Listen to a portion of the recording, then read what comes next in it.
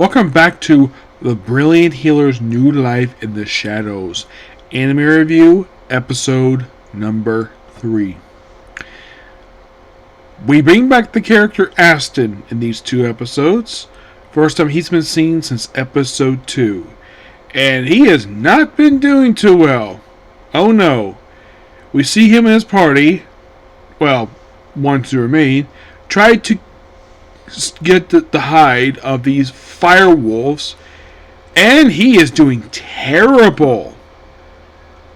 Like, be so simple for him, and like that he has I think it's like an archer of his who gets injured, and also his sorcerer gets in. When the second one, we have basically where we have this new healer brought in for a quick cameo. A woman by the name of Unrum, who, for this one scene here, is voiced by Sarah Ragdell. Now, I was looking up basically of any major character series she's been in. Well, here's pretty much where she's been in, and I'm seeing a good chunk of her series.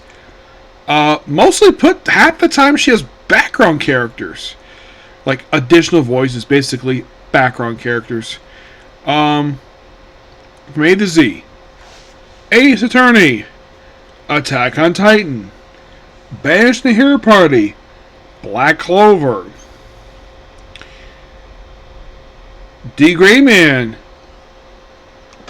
Dr. Stone, Fairy Tail, Fire Force, Freezing. She's the Guild Girl in Goblin, so that's 10 right there. Let's see. High School DxD, that's 11. She is Elisa Cristal in How Not the Senua, that's 12. 13, she's actually Grim. I believe this is the character who had this curse ability. She's about the same age as the main character, so that's like 12 right there. Let's see. Well, she's going to probably come back next month. Let's see. There is also Miss Kobashi. She's voice of Reiko Sakawa. She's basically the best friend of Kana. She actually was in the most recent season of Mushoku Tensei Japanese Incarnation as Persona Dill. I think she's actually the niece of the girl who took Rudius to meet for his training for the second half of season 1. My Hero Academia, One Piece, Overlord, Plunderer, Restaurant of the World, Skeleton Knight in the World. That's 20 series so far. 21 being sold or not. 22, Spy X Family. 23, she's the voice of Sagusa from The 100 Girlfriends Who Really, Really Love You. 22. 23, Devil's a Part-Timer. 24, Tokyo Route A. 25, Trigon Stampede. Bakuto, I haven't reviewed the one, but I have watched it, so that's like 26 right there. And that's it. Yep, that is basically it. So, she's basically healing up the main, help one of the members of the party. Yeah, healing up one of the members of the party. And the first guy she heals, he can't go venture again. And of course, Aston's like, ooh, so him and the other guy, I think he's like the sword of the party, comes up with a plan to get the main character to rejoin the party. Now, this has been reused in previous anime I've seen. Well, this did happen in even the worthless appraiser class. He's actually the strongest. It happened with that one, where he never joined the party, but he turned down. This also happened in Beast Tamer. Yes, believe it or not, it happened in Beast Tamer very early on in the series.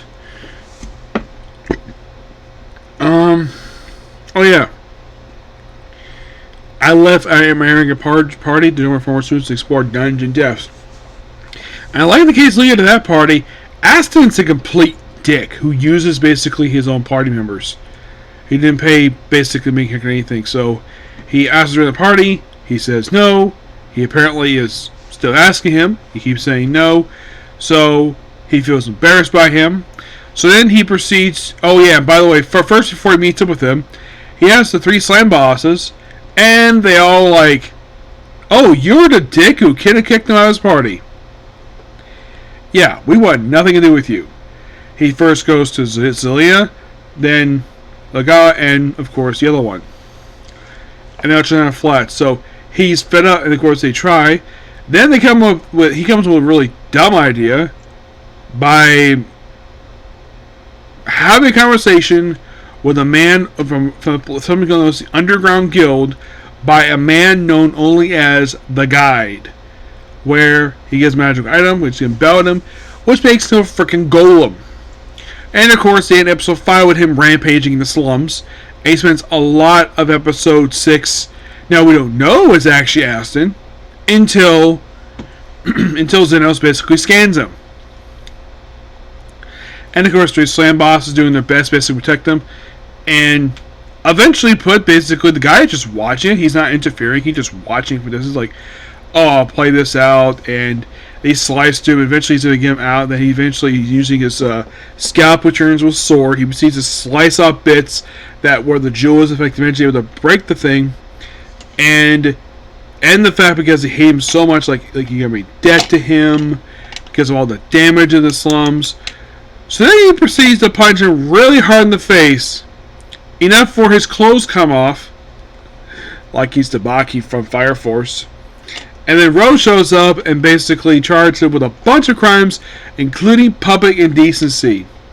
He's given a piece of gold as his severance pay, as payback for what happened in episode 2, and that's probably going to be the last time we see him.